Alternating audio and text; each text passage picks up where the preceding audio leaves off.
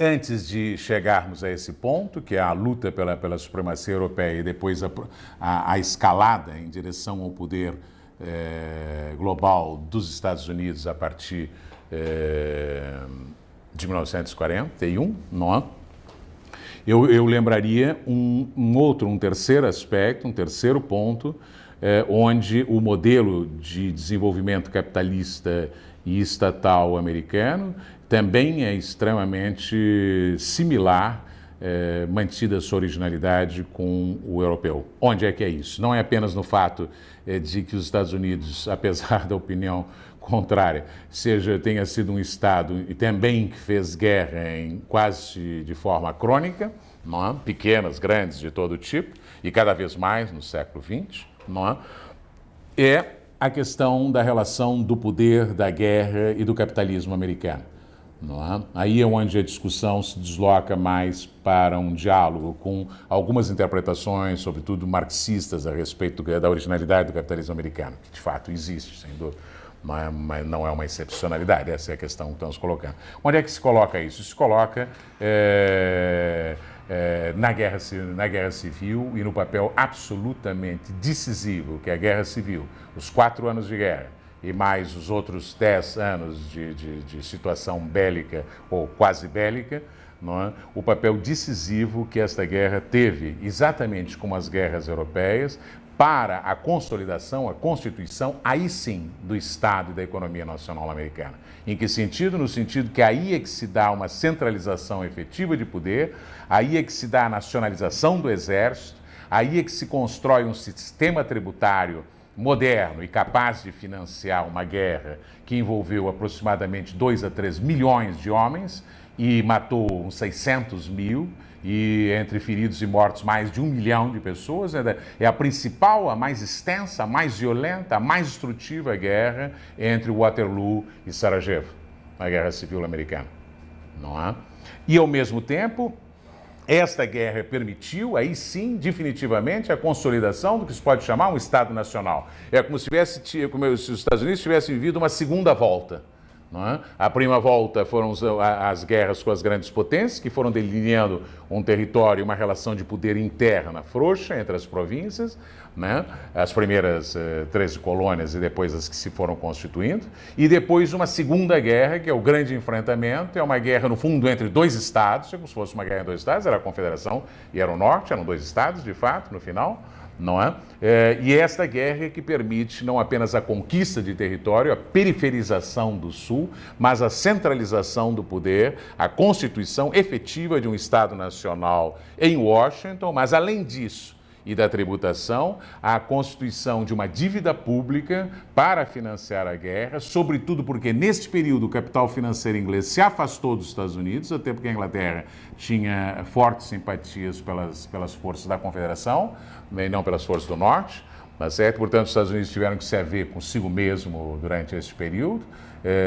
Logo depois voltaram, evidentemente, os capitais são muito flexíveis, nem tem esse tipo de problemas. Mas, durante esse período, foi um período decisivo para a conexão que se estabeleceu, igual que na Europa, guerra, dívida pública, sistema de crédito, sistema bancário. Aí nasce o sistema bancário norte-americano e um sistema nacional de crédito norte-americano e uma homogeneização da moeda norte-americana, enfim, várias coisas que se consideram que estão na origem dos Estados, mas, em geral, também na Europa foram processos muito lentos, muito lentos, não, muito lentos. Tá certo? O Banco de Londres foi criado em 1694 e a Companhia das Índias Orientais foi criada em 1604, quase um século depois. Esses processos não são simultâneos, não é numa mesma hora, porque o que vimos na aula passada dá um pouco a impressão, quando a gente está fazendo uma coisa lógica, estilizada, que num determinado momento tem assim, agora temos moeda, temos sistema tributário, temos exército nacional, temos administração pública, centralizada. Não é assim, as coisas são complexas, os Estados Unidos também foram. Mas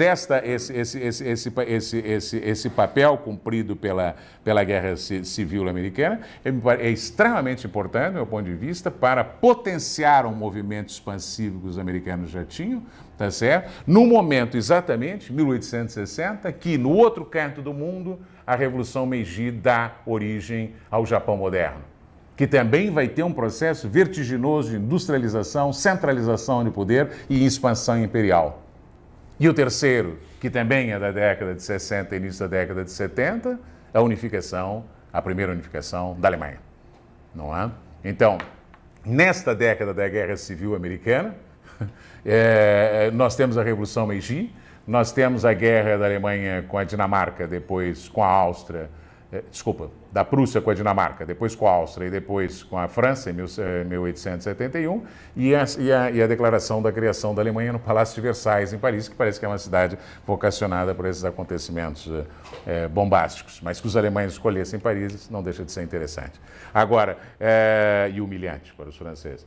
Não é? Ou pelo menos para os discípulos do Richelieu. Mas a questão é que nesse momento, no fundo, é muito interessante, não cabe aqui para nós aprofundarmos isso, para ter uma visão sistêmica e não apenas também nessa trajetória americana, mais uma vez só endógena, é perceber que em outros lugares do mundo, e interessante, na mesma década, estão acontecendo revoluções ou guerras que estão dando origens a estados que vão se articular com seus capitais nacionais e com seus capitais financeiros e darão origem a um processo de aceleradíssimo desenvolvimento capitalista nos Estados Unidos, na Alemanha e no Japão.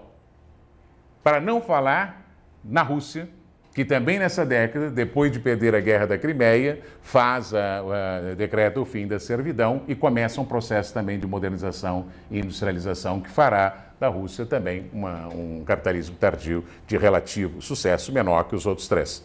Não é? Então, Hilferd escreveu o Capital Financeiro para diagnosticar o que estava passando na Alemanha. O Robson escreveu o Modern Capitalism para diagnosticar o que estava passando nos Estados Unidos. Imagino que algum japonês deve ter escrito o que estava diagnosticando no Japão. Naquela época não líamos isso, entende? E isso estava caracterizando uma situação de mudança sistêmica no capitalismo, com o aparecimento, a candidatura progressiva a partir daí e absolutamente original de dois estados nacionais nascidos fora da mãe Europa, tá certo? Que vão concorrer à condição de potência, a querer entrar no núcleo das grandes potências, e um estado, entende, secularmente castrado, impedido de nascer, que nasce no coração da Europa e sacode completamente o tabuleiro geopolítico europeu. Aí começa a grande mudança, onde os Estados Unidos se inscrevem também e ganharão. E ganharão.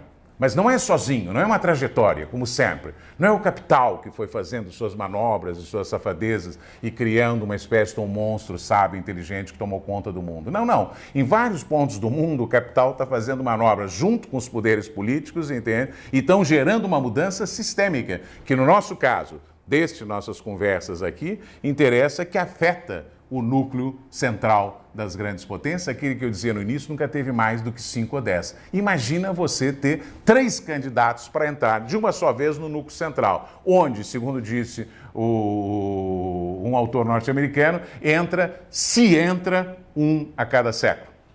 Não é? É um clube fechado. Não estou falando do Conselho de Segurança das Nações Unidas, estou falando quem manda de fato nesse assunto. Pois bem, eu acho